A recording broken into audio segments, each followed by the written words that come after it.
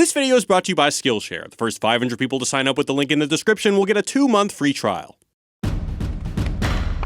Hey Wisecrack, Jared here. As you grow older, you come to learn some hard truths. Santa isn't real. Cereal makes you fat. Space Jam is a bad movie. It's a natural and inevitable course, but that's why I'm here, to bury your childhood completely. That's right, your childhood's last happy gasps of excitement will be drowned out by the plump of dirt slowly encasing it. So get ready to become a hardened alcoholic with 3 mortgages and an angry ex-wife, because I'm here to tell you that The Lion King is actually cinema's cutest advocacy of totalitarian ethics. Welcome to this Wisecrack edition on The Lion King. And as always, spoilers ahead, but seriously, who hasn't seen this movie? While The Lion King is one of the most beloved films of the Disney canon, the Animal Kingdom's political landscape also happens to be eerily similar to some of the worst ideologies of not only the 20th century, but arguably of all time. The Lion King tells the story of Simba, a young lion ordained to succeed his father Mufasa as king of the Pride Lands. Mufasa teaches his young son all about proper rulership and the delicate balance of nature that a king must uphold. However, Mufasa's brother Scar covets the throne, gets Mufasa killed, and convinces the young Simba that it's all his fault. Simba, what have you done? Before claiming the throne for himself. Simba lives out his shame with some carefree hippies before returning to the Pride Land to reclaim his rightful throne. Also, it's based on Hamlet. If The Lion King were just the story of a king, his prince, and a jealous brother, there wouldn't be much to say. But it isn't just that. In fact, the film posits 2 principles which have been justifying the world's worst despots since before despots even existed. The first is seemingly the most wholesome, that the beautiful balance of nature is the basis for politics, or as the film memorably calls it, the circle of life. The film's famous opening number displays the majestic nature of the African savanna and the glorious natural order of things. Mufasa establishes that Pride Rock is run on basic natural tenets. Everything the light touches is our kingdom. Wow. A king's time as ruler rises and falls like the sun. Hell, the sky opens up and shines a halo over Mufasa's newborn son, the heavens literally marking the lions as the rightful natural rulers. The imagery couldn't be any clearer if they tacked on a chyron stating, "Obey Mufasa." And while you may wonder what it means for a society that is ruled by someone like a lion who eats his subjects, don't worry, the circle of life is beautiful. Dad, don't we eat the antelope? Yes, Simba, but let me explain. When we die, our bodies become the grass, and the antelope eat the grass. And so, we are all connected in the great circle of life. Even though, to be more scientifically accurate, it's more likely that, for the antelope at least, their fully digested brothers and sisters will be excreted by the likes of Simba to fertilize the grass, which they'll eat. So it's like cannibalism with extra steps.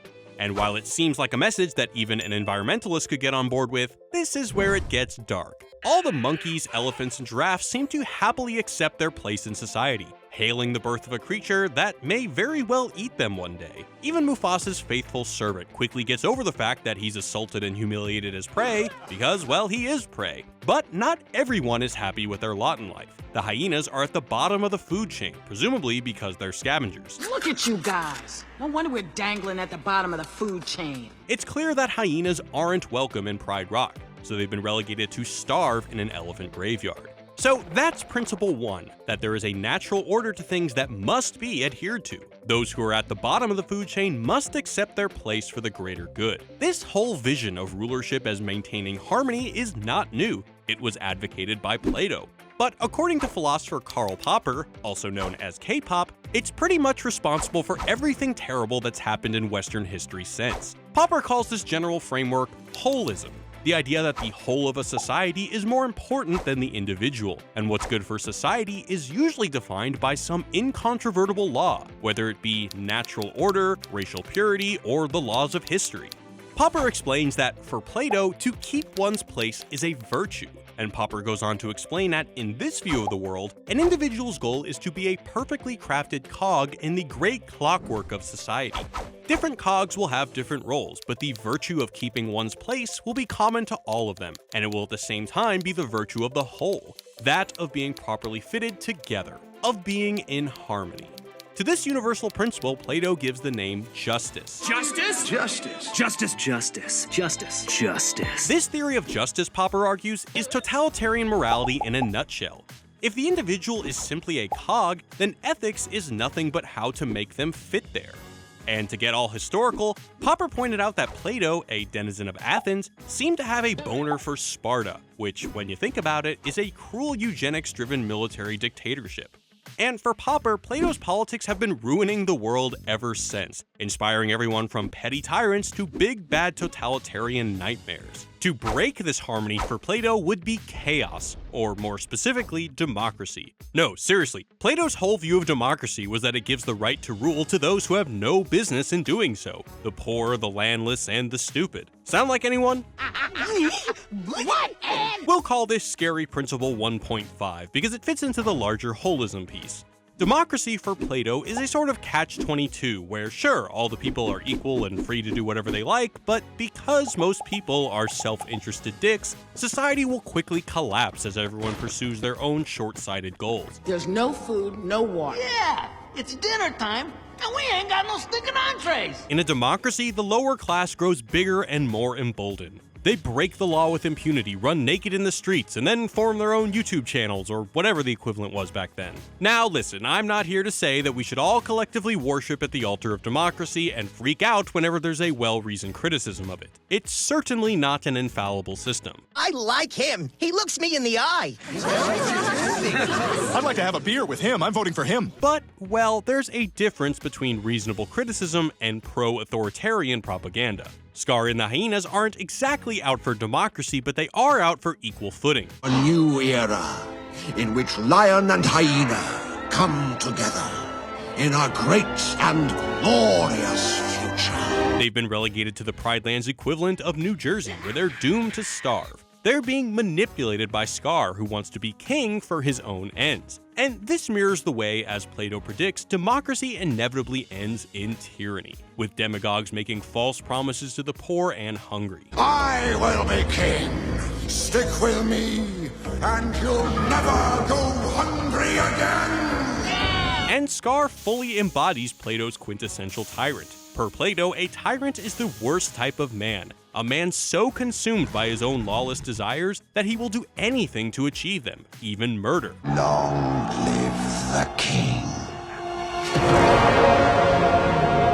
And when you have tyrants who have not achieved internal harmony, they go deharmonizing everything around them. When Scar takes control of Pride Rock, for some inexplicable reason, the rivers run dry and the bright, lush Pride Lands are reduced to a barren, gray wasteland. And Scar is supposed to be the smart one. And he's absolutely right. If the Pride Lands are suffering, it's because Scar has usurped the natural order of things. And if you dare question your natural lot in life, well, you must be a villain.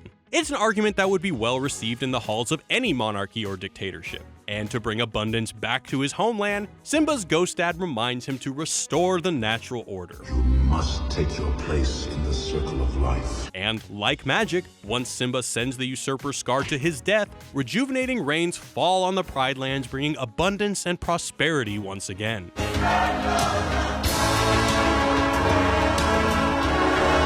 The second, more creepy principle the film espouses is one less associated with Plato and more, well, every sociopath ever. Might makes right. This dismal view of society holds that all morality isn't governed by reason or the exchange of ideas, but brute force. And weirdly, the film just seems to go right out there and admit it. As far as brains go, I got the lion's share, but when it comes to brute strength, I'm afraid I'm at the shallow end of the gene pool. Scar's intelligence is connected to his deceitfulness, whereas his brother's strength is connected to his nobleness. This view is a favorite of not only Nazi Germany, but pretty much any country trying to invade the shit out of their weaker neighbors. So what do you guys think? Have we successfully ruined your childhood, or have we gone straight for the tinfoil hats? Let us know in the comments, and thanks for watching, guys. Peace. Thanks for watching, Wisecrack. You guys often ask us how we make our videos, and maybe you've noticed we've been trying some different stuff lately. It's been a blast experimenting. If you've been needing to try something new with a project or learn a skill but aren't sure how to jump in, check out Skillshare.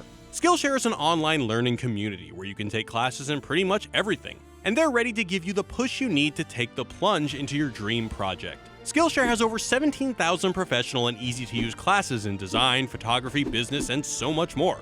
Whether you're already a creator or you're looking to become one, you'll find like-minded people with steps and advice on how to take your ideas to the next level. You can take classes on everything, from the basics of HTML or how to draw using ink to how to put together a rockin' presentation. Or if you're feeling inspired by The Lion King, you could even take a class in basic animation and create the next childhood nostalgia icon. So head over to skl.sh/wisecrack3 to begin your 2-month free trial and get learning. So get out there and create, y'all. And if you want to keep up with what we're creating, don't forget to subscribe and ring that bell. Thanks for watching. Catch y'all next time. Peace.